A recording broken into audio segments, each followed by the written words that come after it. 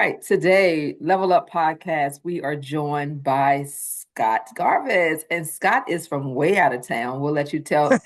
tell us where he's from, but he is our guest on Level Up with Shay. And so, as I said before, we are here to promote, help, and give you insight, information to athletics, to individuals who are athletic leaders, to motivational speakers, authors, as well as those who are in the fitness realm. So he happens to come to us from the athletic realm. So we're going to talk to Scott a little bit and get some information from him that he's going to, let you know who he is and what are some amazing things that he is doing because he's all over the place, but he's doing some amazing things. So just give us a real quick background of where you are right now and how did you Yeah. get to that spot where you are right now? Well, first of all, Shay, thank you for allowing me to be on your podcast today. I always love sharing stories as you do, Shay. I feel like when we can share stories, we can help people. So thank you for allowing me to share today. My name's Scott Jarvis. Been in the athletic world as coach college, coach high school. Been an athletic administrator for now like 29 years, which seems absolutely cra- crazy. But I've been afforded so many amazing opportunities over those last 29 years. And Shay, it's because of meeting people like you that I've been afforded these opportunities, meeting people from across the country, across the world. I've had the opportunity to write a few books, had the opportunity to speak all over the country, all over the world. And I'm actually now writing a book with Larry McKenzie, who was a former basketball coach, very successful basketball coach in Minneapolis area, and Dennis Parker, who was a very successful football coach down in Texas. The title of the book is called Changing Lives, and I'm super excited about releasing the book because I think it's a great roadmap to building culture, not only within a team, but really within any organization. I feel like so many things we do in athletic administration cross so many different, paths, business, anything that you want to be successful at. I think all the key ingredients are there. So if you want to be a great AD, you want to be a great athletic administrator, you want to be a great CEO, I think all the same principles apply. Um, really right now, Shay, I am trying to just help. I just want to help people. How can I help people? Not only in the world of athletics, but across, any kind of leadership. I feel like again, so many things are so um, important in what we do as athletics. I have ADs talking about time, like they're like, "Hey, I've been an AD for 20 years. What am I going to do now?" I'm like, "You can do absolutely anything. You have gained so many valuable skills in this role. Don't ever limit yourself to just a little pocket because you have been so much to so many people. I just feel like our ADs don't ever think about the impact that they have on the kids, their communities, their schools, and how that can permeate to anything that you do." Yeah. And that takes us to the next thing that I was going to say, well, ask, but you already answered it, is that we have so many, we as athletic administrators, teachers too, but definitely athletic administrators, we have so many transferable skills Mm. that we don't use. And they feel like, oh, I'm an athletic director. I can't do anything but sports. So not true. There are so many skills, community service, community people, outlets, stakeholders, letters, setting up events, organize. I mean, like the list can go on. Author like yourself, author like myself, but also just being in the space so many years, you've learned and gained so many experiences. So, if there's one thing that sticks out to you in the last 10 years that has changed in athletics, what would it be to you? What's changed in athletics? One thing, Oh gosh. the most to you now, to you Yeah. on Yep. education based athletics. What is the one thing that you feel has changed the most? This is so tough, Shay, because I I know. think so much change. I just did a forum with ADs across the country on how the evolution of education based athletics. And I start thinking about all the things that have changed over the last 20 years. The emergence of female sports, 30% more girls are participating in athletics and activities now. I mean, the shortage of officials, so many things have changed. But I would tell you, for me, honestly, it is, and especially having daughters, it's been the emergence of female athletics. and the impact that that's had on so many girls across the country, and how important that is that we offer those opportunities to girls. So now I'm speaking as a dad a little bit, but just to see how the opportunity to play sports has enriched their lives, has enhanced their lives, has given them the opportunity to lead and to be led and to learn to listen, to learn that being in athletics is not always easy, just like life isn't always easy. You're going Right. to have to work with people that you don't necessarily like all the time. You're going to be faced with adversity all the time. Just so many things that I feel like my daughters have had the opportunities to learn through sport. And I think the number one thing that they've had the opportunity to fail and to grow and learn from it. So I guess for me, it would be just that the emergence of female sports and how it's continued to grow over the last 20 years has been really a huge change within education-based athletics. That's good because that also brings about a point of individuals, as you said, learning to go through adversity, learning everybody doesn't like each other. Everybody may not like each other that's on that Yes. same team. You don't have to be their friend. You may not have to hang out with them, but also people are different. And you have to learn how to deal with different people and parents. I'm going to Yeah. say this because you are a parent. I'm a parent. We have to allow our child, children, Mm, student athlete, whoever they are, to fight their battles sometimes. mm. We try to curtail everything because she comes home and then that's your daughter. I'm just using an example. Well, daddy, she didn't play me tonight, but I know I'm better than Sarah. Hope there's no Sarah I'm talking about, just throwing it out there. And Yeah. you say, well, is your daughter named Sarah, by the way? No, no, it's not. Okay, No. good. So you may say, well, go suck it up. Well, I'm going to call the coach and find out. That's the wrong move for parents. Stop Yeah. doing that, right? Yes. Because in Absolutely. life, they're going to have to fight these battles that every parent cannot be present for all the time, especially when it comes to athletics. If they want to go on and play in college or play in any other realm outside of high school, they're going to have to learn to adjust to individual people, coaches, life, not liking their roommate that they have in the dorm. I don't Yeah. know. Not liking Right. the dorm they live in because they're freshmen, what have you. So they have to learn how to come over these hurdles and things of that nature. So as you lead not only your daughters to learn about that adversity, to learn about changes, to learn about just being able to handle themselves, what would you say would be the biggest thing, maybe two of the biggest things you could tell an athletic leader about adjusting and being able to change? Because you speak to athletic leaders from all across the country. So I know you have a ton of things you tell them, but just like two quick tips of how to stay steadfast, how to be ready, how to adjust. What would two things, or what are two things that you would tell them? I think one of them is I think you have to build some level of confidence in order to make those decisions and to, like you said, Shay, to stay steadfast, you have to have some confidence. So how do you build confidence? You take action and you learn and grow. So I would say anything that you do, have a plan. Whenever you face any adversity, if you have a plan, it's much easier. Now, Shay, as well as I do, that plans don't best laid plans don't always come to fruition, Right, but at least you have a roadmap. But just like if we're on a journey and we take a wrong turn, we can get back. right, And so I think number one is, build confidence. And I think, along with that confidence comes you got to do some stuff in order to build that. You got to go through some tough stuff. You have to have the ability to go and learn and get better at what you do. right, Then I think, secondly, if I'm thinking about, as we make tough decisions in this crazy world of athletics, I think it is so important to remember why you started doing this and your purpose. And anytime I can go back to my career and think about the times when I was struggling, it was because I forgot why I did why am I doing this? Because then you start, you get old, you start thinking about like, well, I gotta take care of my family, I gotta make sure I have a job to do this. I got all these things start piling up in your brain and you forget. Like I started this because I wanted to help kids. I wanted to be like my coach for me in high school. If I wouldn't had, I would never be here.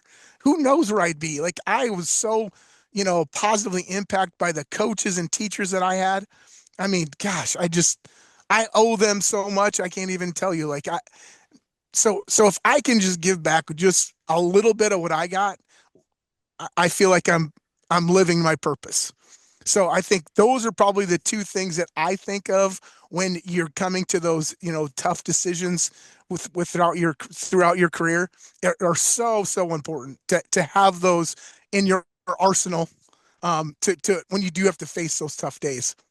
Yeah, so as we understand the why, because that's one of the ones you talked about, it is important to not only to understand your why, but to understand why you got to the why, right? Yeah. So Yeah. a lot of people forget why I got to the why. And just as you said, your coach impacted you. And for me, it was kind of that, but it was a little bit different. And I wanted to coach because my coach didn't do a lot for me, Mm, that's a right? great Like point. I Yeah. knew I was good and I got all the accolades and things of that nature, set records and things, but that coach didn't really propel me forward. And at the time, I didn't really know how to go about that. My parents didn't know how to go about that. So I ended up doing a different sport in college than what I really wanted to do. I really wanted to do Yeah. basketball, but I ended up doing track. Yeah. But I said, if I get a job coaching, that's going to be my impact for what I didn't have.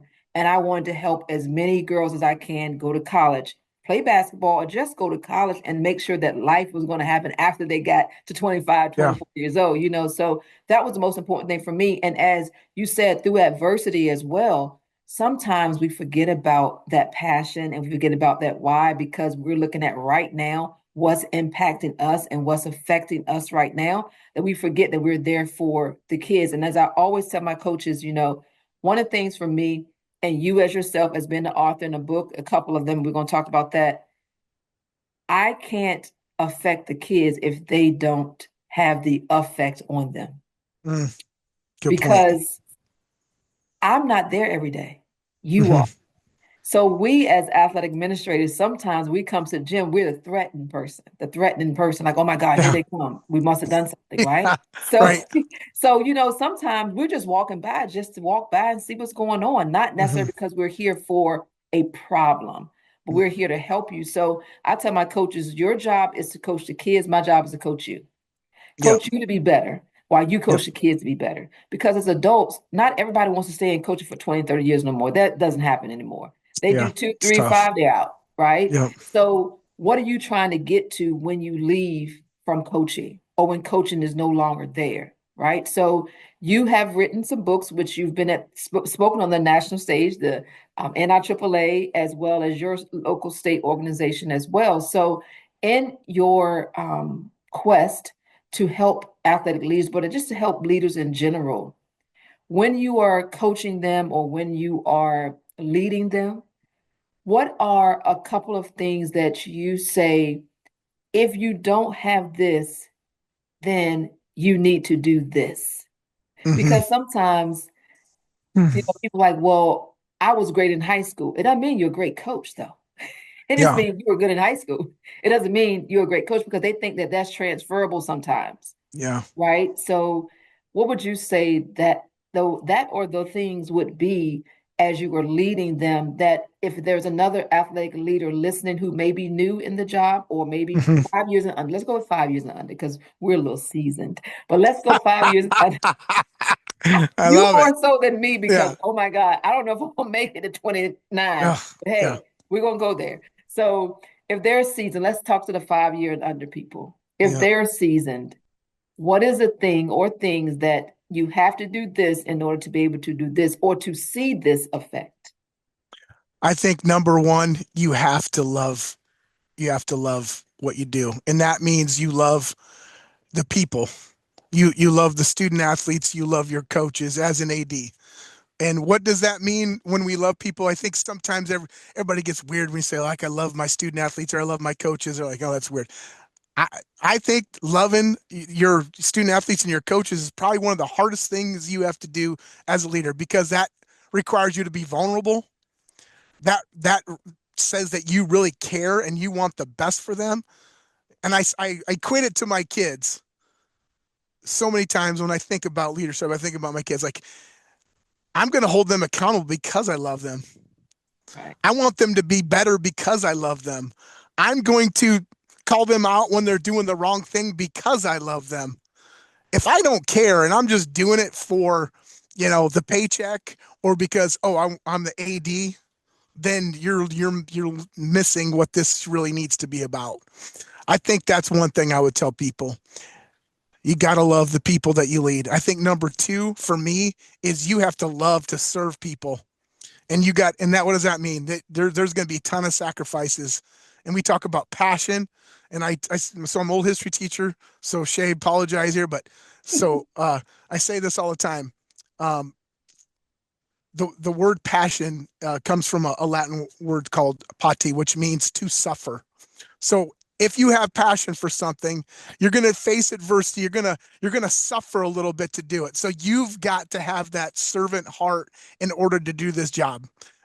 So love, service, sacrifice, passion, those are the things that I think are so important because I think without that core, and there's so many different things that are so important, Shane, you know that, but for me, that love, that service, that passion, that sacrifice, that the hard days when it's hard that you get through it, those are the things that I think are so important within this job because you said it already. Like I feel like we're at this, you know, axis where like are we going to have coaches that can do this for 30 years? We're going to have, like, I've been so lucky to have some coaches that I've been able to work with over my career that were around 20, 30, 40 years. And I've learned so much from them.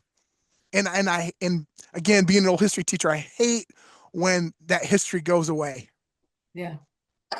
and how important it is. I tell our kids this all the time. And even when I taught class, I'm like, hey, the history lights our way to our future. And the kids are like, okay, whatever, Mr. Jarvis, whatever. And I'm like, it truly does. And I think throughout our history, if you look back, um, it is so important that we remember what has happened so that we, number one, so we don't let those things that bad that happened in the past happen again. But number two, that we learn from our mistakes. Right. We learn from our mistakes. And We I think learn. so Yes. many times in today's society, we're the 5 second clip and we're on to the next clip. And do we remember the clip from yesterday? You we Right. remember that clip? Because man, we're on to the next clip, then the next On to the day. next thing. And it's the Right. next new thing. And I worry that, when we lose those coaches that are in this for 20, 30, 40 years, we lose a little bit of that. We lose a Yeah. little bit of the history. And that scares me, but it also means that we've got so much work to do to balance out this job that is so hard because we're dealing with people.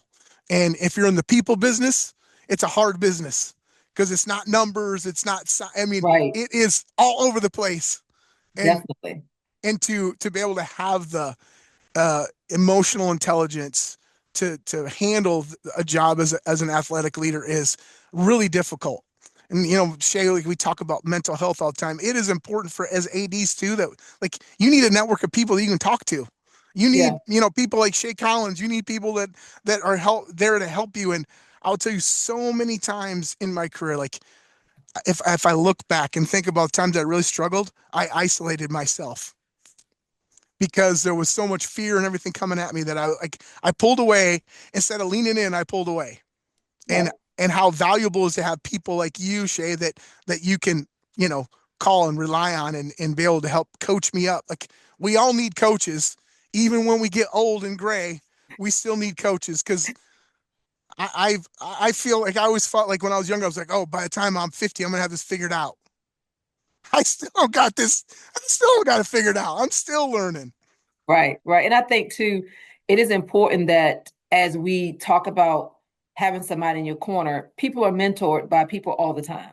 You are Oh a yeah. great mentor to a lot of people. I definitely mentor people. Sometimes I don't know that someone is watching me, but Hmm. somebody tells them, hey, same thing with you. You may not know that somebody's always watching what Scott is doing. So as Scott is doing so many things, you also have a couple of books, you also have your own brand. So how did you get to that brand business slash book business, Hmm. B&B brand Yeah. book business. Yeah. Hey, Yeah. If my English teacher that I had in high school, if you would tell her that Scott Jarvis wrote a book, she would call you an absolute liar. So I think I just got my first book was actually, I just wrote it about, something I was passionate about was just athletic fundraising and development. And as I wrote the book and as I thought about different things that I did throughout my career, I was like, and I think about all the people that I aspire to be like, they share, the people that I aspire to be like are sharing, are loving, are caring, are trying to share their story to help others. So if I want to be like the people I aspire to be, then I need to do those things that they did. Right. Um, and again, at the end of the day, if I we kind of get caught up in the society of, I was just talking to somebody about this the other day. We caught on the side like, how many followers do I have? How many people listen to this podcast? How many people watch this video? How many people did? And I was just talking to a coach last night. My daughter's had a basketball game, and I had a coach, and he's writing a book about his daughter, and his daughter has some mental disabilities, and so he was talking about, I wrote a book about that, my journey with her, and he goes, well, I'm just worried I'm going to write this book, and there's only going to be like two or three people that read it. I go, and I just said, I go, but if those two or three people are positively impacted by that, is that what your goal is? He goes, yes. If it helps one person, is it worth it? Absolutely. So, if all of the work, Shay, that you do, and I watch all the content you put out, and I always there's always something valuable to grab from other people. No matter what it is. Um, Shay, you talked about that. Like, I had a coach that didn't do it the right way, and we learned from those people too. So Absolutely. try to consume as much content as we can, and learn and grow from it.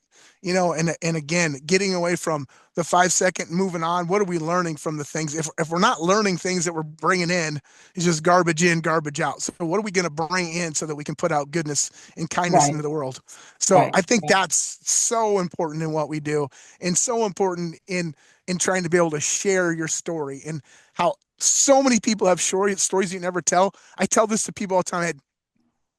I had I was up in Burnsville, in our football team. We started just having people come in and share, and I had talking to our one of our janitors at a high school, and he had been like a chemical engineer, and had this big job at 3M, and was like this, had all these degrees, and I'm like, he goes, I just didn't want to do that anymore. I just wanted to come to work, and I wanted to see something I could accomplish every day, and go home and spend time with my family.